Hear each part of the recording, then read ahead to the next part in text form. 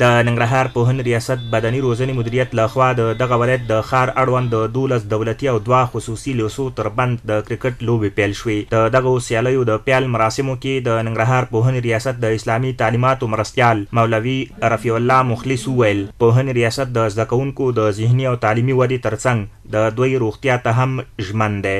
ورزش موږ تاسې عامه اصطلاح ده چې د صحت ضامن دی. نو په دې برخه کې موږ مستقل اداره لرو په پوهنې ریاست کې د بدني روزنې په نوم باندې.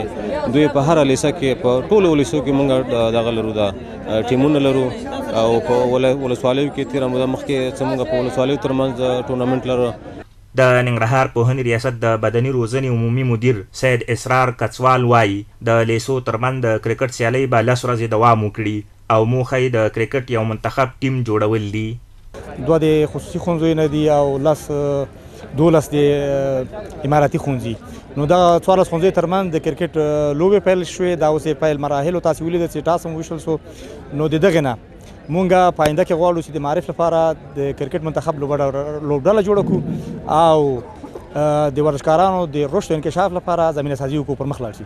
کڅوال وایي د دغو سیالیو وروسته د 8 ښوونځیو ترمنځ د والیبال سیالیو ټورنمنټ هم پیلیږي. د کرکټ سیالیو په دې ټورنمنټ کې لوبېدونکي زده کوونکي عنایت امنزاده او ذبیح الله وایي خوشحاله دي چې ورته د کرکټ سیالۍ برابرې شوي او غوښتنه کوي چې راتلونکي هم ورته دغسې ټورنمنټونه جوړ شي.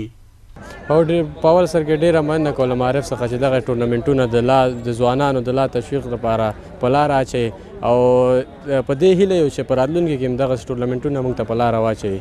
ډېر زیات خوشحاله یو چې د دغه ټورنمنټ د معرف له خوا اچول شوی دی او د خپل ادارې څخه هم ډېره زیاته مننه کوو. ځوانان لا نور هم د لوبو ته تشویق کېږي او له نشو څخه بچ کېږي. بلخوا د احمدشاه دراني خصوصي ښوونځي امیر میار رسول سیلاب وایي خوشحاله دی چې د خصوصي او دولتي ښوونځیو ترمنځ د کرکټ سیالۍ برابرې شوي چې د خصوصي او دولتي ښوونځیو ترمنځ توپیري چلن پکې نشته.